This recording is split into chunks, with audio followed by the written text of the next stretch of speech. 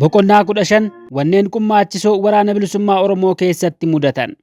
Qummaachisoo jechuun wanneen nama seeksisan yookiin kofalchiisan jechuudha. Waraana bilisummaa Oromoo keessatti wanneen nama kofalchiisan hedduutu mudate. Dheerina yeroo keessa baay'een isaanii irraanfatamaniiru. Warri irratti tahee fi biratti mudate yookiin odeessa argatan haphachuu fi biyyaa biyyatti faca'uun walirraa qorachuu ulfeesseera. Kanneen asii gadii hedduu keessaa hanga yartuudha. Qabeenya yeroof dhimma itti hin baane dhoksinee ol keenya. Kan lafa keessatti akka hin barnetti awwaalamus jira. Mana keessa kaawwannu waan hin qabneef goda yookiin holqa uumaa kan abbaa kaa'e malee namni biraa argee fuudhuu hin dandeenyetti faayidoofna. Holqoota ajaa'ibaatu jira. Akka istaadiyoomii ispoortiitti barcuma yookiin sheelfii akkasumas fooqii waan qabuuf bakki roobaa fi lolaan hin geenye jira. Kutaaleen holqichaa mi'oota garagaraaf qoodamu. Ulaan holqoota akkasii gariin kan namni tokkichi akka jawweetti lohee seenudha. Achi keessa waan feene naqnee hulicha dhagaa biraan cufnee biraa deemna. Hulichi kanuma uumaa waan fakkaatuuf qalbii namaa hin harkisu. Abbaan kaa'u garuu mallattoo ittiin beekuu toora sanatti tolfatee biraa deema. Kan kaa'e malee namni biraa beekuu hin danda'u. Waardiyyaan hin eegamu jechuudha. Bakka mi'i itti jabeeffamu san naannoo bobbaa hunda keessaa qabna. Istoorii jennaan. Warri sanatti ramadamanii hojjetan gartuu ispoortii jedhamu. Warra baay'ee amanamoo fi obsa qabantu kanatti ramadama. Yoo hojii jarjarsaa ta'e hogganootni akka gargaaran godhama. Hojii koomitii jechuun hin jiru. Istoorii dhaqanii hulaa dhiphoo keessaan qawwee utuu walitti daddabarsanii jaala tokko qarri dhagaa mataa waraanee dhiigni keessaa gadi jige. Ni ilaalate. Dhiigni dhangala'uunis rifachiiseera fakkaata. Aareetu muu wallaayii kana mannaa gabrummaa wayyaa jedhe. Jaalli sun yeroos miseensa gumii sabaa ture. Booda miseensa shanee gumii taheera. Namni waan sana beeku waan inni jedhe itti kaasee itti qoosa. Butamee fi aareeti malee sun gabrummaarra hammaatee miti. Wareegni sanirra ulfaatu guuteera. Leenjifamtoonni guyyaa boqonnaa caayaatti qoodamanii qubatu. Guyyaa akkasii tokko isaan keessaa kan moggaatti ba'ee qawwee biintoo fi hiikee deebisaa turetu ture. Ofitti barraaqsee quba of madeesse. Jaalli biraa itti dhaqee maalii akkamitti of dhooftee jedheen. Akka itti mudate utuu agarsiisu isa daranii caalaa qubatti of dhukaasee quba ofirraa kute. Qawwee darbatee gatee iyya keessaa fuudhe. Yommuu lolaa madoon taa'uu hin dandeenye wasaasaadhaan baatama. Warri tiratuu danda'an ni tirsamu. Warri tiratuu hin dandeenye garuu taa'uu danda'an gaangoorra kaa'amu.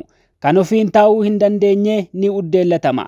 Gaaf tokko lolli ta'ee jaaltu jubaan jaallan madaawan keessaa tokko tahe. Jaaltu jubaan miillarra dhahame waan ta'eef qaamni hafee fayyaa qaba ture. Kan yaanu karaa maqxuu daggala keessa.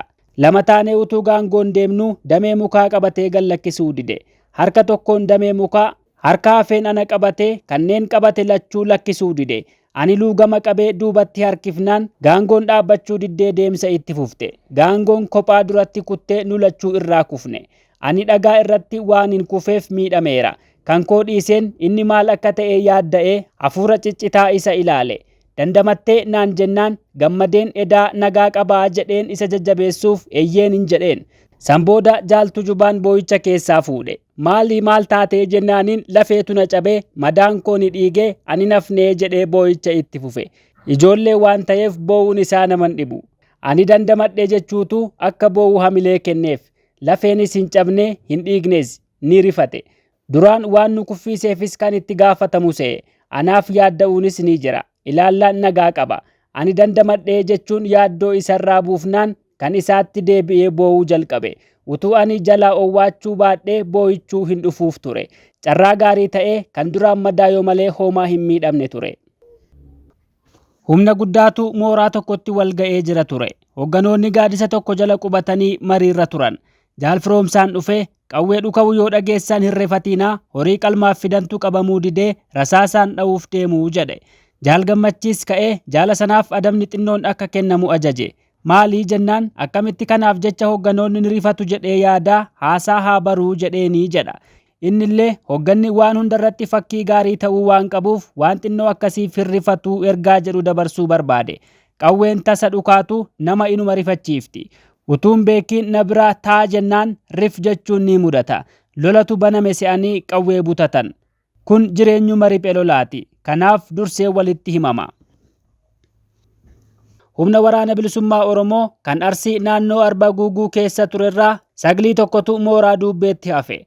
Miseensonni saglii Abbaa Saglii, Ittaanaa Abbaa Saglii, Dabballee Saglii, Qaruutee Saglii, Abbaa Galaa jechuudhaan namni 10 gaafatama qabaatee inni 11ffaa gaafatama malee hafe. Jaalli hin irreeffamiin hafe sun Jaal Bareentoo Ijee jedhama. Warri aangoo qaban hunduu ergachuu barbaadu. Gaaf tokko dallanee ajaja diduudhaan hoogganaan nama 10 hoogganamaan nama 1 nuuf gamtee jedhee nama hunda kofalchiise. Hundaan ajajamuun irraa dhaabbate. Jaal Bareentoo Taakkiyyaa godina Bahaa fi Kibba Bahaa gidduu ergamtee walqunnamsiiftu keessaa tokko ture. Arbaa Guuguurraa Oborraa dhufanii utuu mooraa waraanaa hin gahin humna bobbaa irra tureen wal arganii walakkaan isaanii humnicha biratti hafanii kaan mooraatti kutan. Boqonnaa irra jiranii jaalli qawwee Giirnoof haxaawaa ture tokko dogoggoraan barraaqse.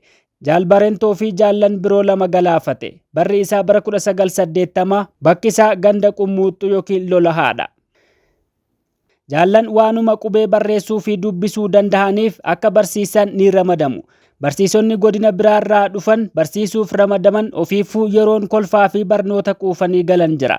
Yoo inni kolfa jedhee kofla jechuu keetii jedhuun barattoonni. Yoo inni durba jedhee dubra jechuu keetii jedhuun. Yoo isheen darbi jettee isaan dabri jechuu feeteetii jedhuun.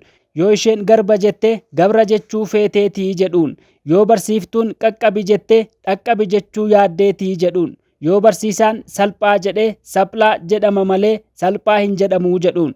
Dabruu fi darbuun akkasuma qaqqabuu fi dhaqqabuun hiikaalee garaagaraa qabu. Darbuun furuursuu yommuu ta'u, dabruun bira kutuudha. Qaqqabuun tuttuquu yommuu ta'u, dhaqqabuun gara duubaarraa dhufanii bira gahuudha. Garba jechuun bishaan ciisuu, gabra jechuun nama qabeenya nama kaanii ta'ee jechuudha. Bahaa fi Kibba Bahaa gidduuttu jechoonni hiikaa garaagaraa qabaatanii yoo dubbatan namatti kofalchiisan jiru. Fakkeenyaaf bukkee jechuun bakka tokko tokkotti bira kan jedhuu fi iddoo kaanitti kan sangoome jedhama. Bashoo jechuun iddoo tokko tokkotti adurree, iddoo kaanitti qaama hormaataa dubartiidha. Muxxee jechuun iddoo tokko tokkotti qaama saalaa dubartii fi kaan biratti garuu fiixee yookiin qara gaaraa akka jechuudha.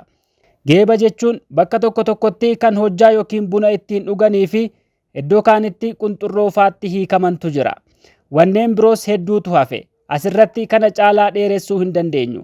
Barnoota afaan Oromoo keessatti afaan keenya wal fakkaatu, wal hubachuu fi wal teeffachuuf jabaannee hojjechuu nu gaafata. Namoonni waraana bilisummaa Oromoo bira dhaabbatan yommuu diinni baree isaan qabatuu barbaadu qe'ee ofii lakkisanii waraana bilisummaa Oromootti makamu. Kanneen akkasii keessaa tokko Jaal Abbaa Fatooti. Naannoo Kibba Bahaatti Jaal Abbaa Fatoo maanguddoo qawwee manaa fidatan qabanii fi gootummaa isaaniitiin waraanni bilisummaa Oromoo dinqisiifatuu fi jaallatudha. Qubni moggee miilaa Jaal Abbaa Fatoo tokko huuruu ala baafattee waan jirtuuf adeemsa irratti yeroo hedduu gufuun dhooftee laalessiti turte. Gaaf tokko Jaal Abbaa Fatoon humna irraa moggaatti bahanii qubattii qanxal godhanii ofirraa muran. Maalii jennaaniin maal naaf gootii gufuuna dhoofsisaa oolti malee jedhan. Kaan doktora irraa muru dura qabachuu yini sodaataa kan Jaal Abbaa Fatoo waan raajiiti. Jireenyi dirree qabsoo of shooshiluu namaaf hin eeyyamu. Jireenyi waraana bilisummaa Oromoo argatu nyaachuu, leenjifamuu, bobba'uu fi loluudha. Gara boodaa kan ammoo taphachuunis jalqabeera. Jireenya akkasii keessatti diriirsaa magarsaa qulqullummaa eeggachuuf jaboo tattaafata. Maaskiidhaan afaaniif funyaan cufata.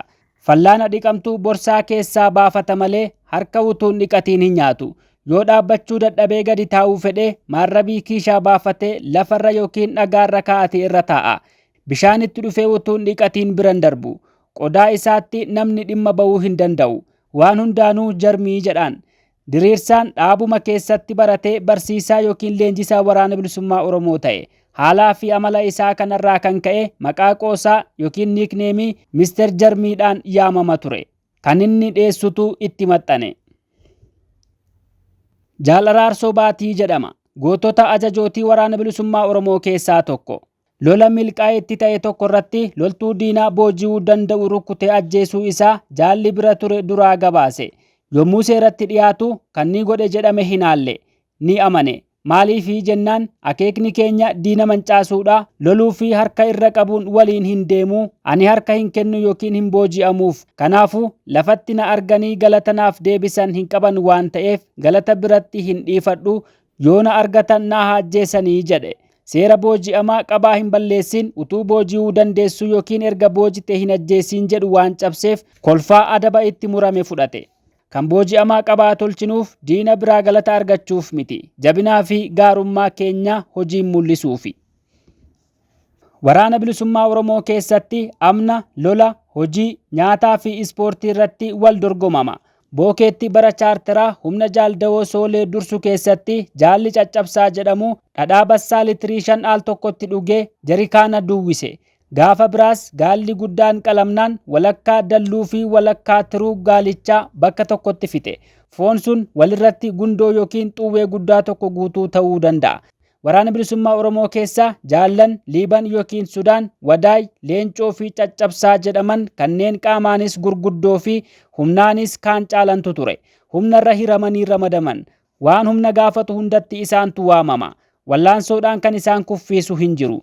Isaan hundattuu meeshaan ulfaataan waan kennamuuf nyaanni wal hin geenye yoo argamtu isaan qofaaf kennamti. Yoo gahaan argames hirmaanni isaaniif kennamu dachaa kaaniiti.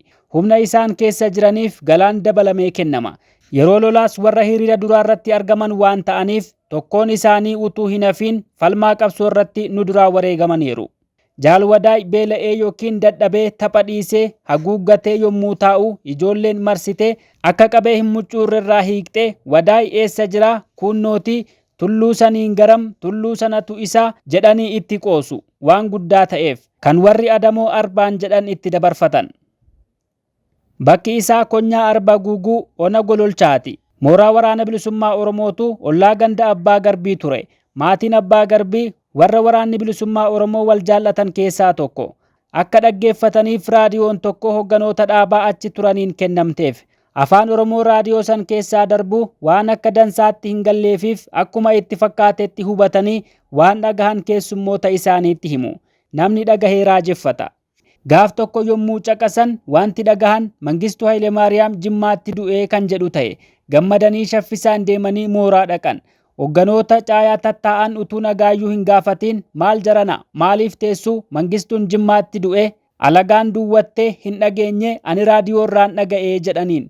Warri duraan rifatan dubbiin galtee fi sesseeqaa bar oduun jiru Mangistuun Jimmaa daawwateedha malee Mangistuun du'ee kan jedhu miti jedhaniin. Abbaan Garbiis gaafa isheen korkor jetteen beekee raadiyoon koo dhagaa fixattee sobdee anas sobsiiftee jedhanii taa'ullee didanii ofirra garagalanii deeman. Naannoon isaa Daaroo Labuu Harargee dhihaati. Hasaniin Hasan Wadalee jedhanii yommuu namoonni rakkisan mana seeraa dhaqee himate. Abbaan seeraa kan darbeef wanti goonu hin jiru ammaan booda namni Wadalee siin jedhu qarshii 100 adabama kan Wadalee jedhee si waamu ragaa waliin dhiyeeffadhu jedheen. Murtiin abbaa seerichaa akka awwaajii yookiin labsaatti faca'e. Namni Wadalee jechuu sodaate. Warri dhiisuu dadhaban Hasan waa jedhaniin. Hasanis maaloo daal itti naaf guutii na duroomsii jedhee kadhachuu jalqabe. Namni itti guutuu sodaate Wadalee yookiin Wadala waa itti gabaabsee yaamuu itti fufe. Rakkoon Hasan itti fufe. Sanirraa kan ka'e waraana bilisummaa Oromoo keessatti nama badii jalqabe yommuu dinniinan Hasan waa yookiin daal itti guutii jedhaniin. Jalqabdee fixadhu adaba kee fudhuu akka jechuuti. Arba Guuguu Amaara hedduutu qubata. Yeroo waraanni bilisummaa Oromoo achi keessa bobba'u isaanis dhufanii waraana bilisummaa Oromootti iyyannoo galfatu. Yommuu Amaarri dhufu warri afaan isaanii hin beekne warra beeku itti yaamu. Amaartichi tokko Jaalboruu Galataa kan waardiyyaa irra turetti dhufe utuu addaan hin kutiin wawwaannaa isaa itti dhangalaase. Jaalboruu kan afaan Amaaraa keessaa way gudii duwwaa beeku isuma beekuun namicha jalaa qabee gara daqiiqaa 10 dubbachiise. Booda hifatee deemi gaanii gahaa jedhee namicha furmaata malee geggeesse. Waraanni waan ta'e isa gaafannaan natti dubbataa oolee ani ay gudii fi wacha gudii isuman beekuun jalaa qabeen inni fixatuu dinnaanin oofee jedhe. Sana booda maqaan qoosaa Jaalboruu Galataa wayyaa gudii ta'ee hafe. Jaalboruu Galataa gootota wareegaman keessaa tokko. Yommuu dirree dhufan dafanii maqaa Oromoo haaraa baafatan. Namni garii itti yaadee maqaa warraa fi qomoo ofii itti makee yommuu baafatu kanuma itti dhufe himata yookiin nama biraatu baasaaf. Namni biraa yommuu namaaf baasu amala yookiin qaama nama sanaa ilaalee baasaaf. Gaaf tokko maqaa namaa tarrisuun barbaadamee dabareen Ahmed Bunaa bira gahe. Itti yaadee dhufuu fi dinnaan callise. Tokko isuma bira goota bobbaas jedhiin jedhe ni jedhe. Kan eenyuu jennaa jennaan ammas callise. Namni bira bultum haa ta'uu jennaan jaal goota bobbaas jechuus ni dandeessaa jedhe. Akkasitti goota bobbaas bultumee jedhame. Jimaa kan raabsu sheeka yookiin maanguddoodha. Gaaf tokko jimaan qudaa kan garabaa hin qabnee fi akaakuu gaariin hara waacame dhufe. Qamaatiif gadi taa'an. Nama hedduutu hiriira galee taa'ee eeggata ture. Raabsaan sheek Xaliilessaa qumbii ta'e. Sheekni luqqisee ilaallaan itti tole. Moggaa kaa'e. Ammas luqqisee itti bareennaan moggaa kaa'e. Hanga dhumaatti luqqisee hunduu marare. Utuma jimaan tuulamee taa'u ijoollee jimaan raabsamu hin jiru kan isiniif ta'u deemaa barbaaddadhaa kun kan sheekaatii jedhee jedhan. Sheek Xaliilessaan cooma yookiin dalluu caalaa jimaa jaallataa jedhama. Ilma abbaa jundaa warra waaqa kadhatuudha. Inni kun dhuguma mudatuu fi ijoolleen qoosaaf kan itti baafte ta'uu barreessaan kun hin qulqulleeffanne. Garuu yommuu yaadannee walitti kaafnu kolfaan dhumna. Namni afaan Oromootti afaan Amaaraa makuu dhiisuu dide. Seerri tokko tumame. Kaartonii fi quncee irraa madaaliyaan mormatti fannifatan hundeeffamee tolfamee hirame. Madaalicha irratti kan barreeffamu doofaa wallaalaa kan jedhufaa ture. Namni makee argame miseensas ta'ee hoogganaan akkuma dubbiin afaanii baateen butatee yookiin itti kennamee fannifata. Namatti kolfama. Jecha tokkoof yeroo murtaa'etu jira. Sa'aan isaa yommuu dhumu baafata. Akkasitti duula geggeeffameen wayyoominni argameera. Boqonnaa 16ffaan walitti deebina. Kan barreesse Jaal Dhugaasaa Bakakkoo, kan seenesse Biqilaa Manuutii. Ammaaf kanuma. Nagaan.